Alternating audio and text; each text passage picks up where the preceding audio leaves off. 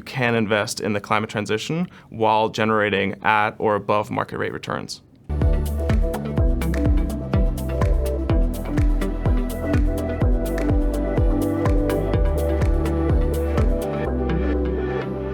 Hi, welcome to FTSE Russell Convenes. I'm Tony Campos, Head of Sustainable Investment at FTSE Russell.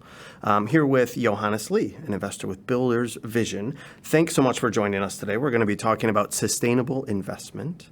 Johannes, great to have you. Great to be here. Sustainable investment, a constantly evolving space, very interesting topic, lots we can go through. Before we kind of do that, let's set the scene a little bit. Can you tell us a little bit about, Builders Vision and, kind of your work in sustainable investment? Builders Vision is the family office and impact platform of Lucas Walton, who's the grandson of Walmart founders Sam and Helen Walton. We basically invest across three key thematic areas, and that's healthy oceans, sustainable food and agriculture, and renewable energies. The family office and impact platform was really created because Lucas saw that there's all of these key pieces in between, ranging from nonprofit all the way to market rate investing, and each piece has a piece to play in solving the climate challenge. And so bringing everything together into one organization was something that was really important for him, and our mission is to build a more sustainable, healthy, and humane planet.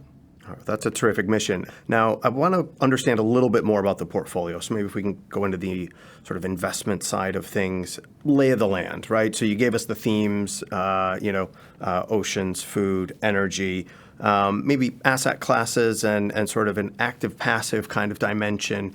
Give us a sense of sort of how the portfolio plays out there. Definitely. So we invest across basically every asset class that you can think of, I think with the exception of crypto. We have a lot of active investments, specifically on obviously the private side. We do a lot in that space. On the public equity side, we have a few active managers that basically we use to complement the more ballast of the portfolio, which is in passive investments. There we use everything from traditional screening to things like the Transition Pathway Initiative, where we're on the steering committee and try to have as much impact as possible while still having a diverse exposure. Okay, so the Transition Pathway Initiative, that's that global alliance of asset owners, asset managers, trying to measure and manage portfolios for, sort of the low carbon and energy transition. Certainly an area that, we've done a lot of work with in terms of FTSE Russell. And the passive piece is really interesting there, right? Because I think there's often a conversation around active versus passive, but it seems like, you've been able to dedicate some assets into the passive portfolio, particularly on climate. Definitely. We have an endowment. At Builders Vision, we range all the way from a philanthropic grant-making endowment through to first loss pools of capital, through to even a venture capital firm, and then to the team that I sit on, which looks to get market rate returns. Within that, we have hundreds of millions of dollars dedicated to passive investments, and even within the endowment, we have 40% of a $1.7 billion endowment invested in FTSE TPI indices, which are focused on climate change and climate transition. But with that kind of market rate characteristic risk return profile. Exactly. Okay. I'm sure it wasn't all sort of smooth sailing, right? So there's got to be some challenges. I often, am heartened to hear about, some of the work that an organization like yours is doing. But I know there's plenty of other asset owners and clients that are struggling with the challenges. And in particular in sustainable investment, there's a lot of uncertainty. So, it's a rapidly evolving space, regulation, data, technology, policy, these things are going to be constantly evolving. It feels like it's been around a long time, but it's still quite new. How do you think you balance that need for action today with the fact that we have imperfect information and a rapidly evolving context in sustainable investment? I think that's really the question that you're getting to there, Tony.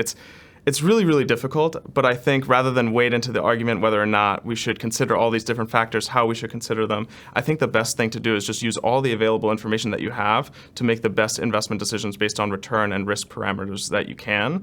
And so that's something that we've actively been trying to do. There's people that don't really want to use all of the information that's available, and that's fine. We'll take advantage of the information asymmetry to just generate the highest return we can. And part of that information must come from discussion and dialogue with the companies you're investing in, right? So, stewardship and engagement, I know that's a crucial part of the Transition Pathway Initiative and their work. And certainly we've, been a part of that from a FTSE Russell perspective. But I'd really like to hear from you where stewardship and engagement fits into, particularly around climate transition, but it's sustainable investing in general. It's incredibly vital, and it's actually something that we've been working on a lot. A few weeks ago, we actually just hired our first head of stewardship, which is very exciting.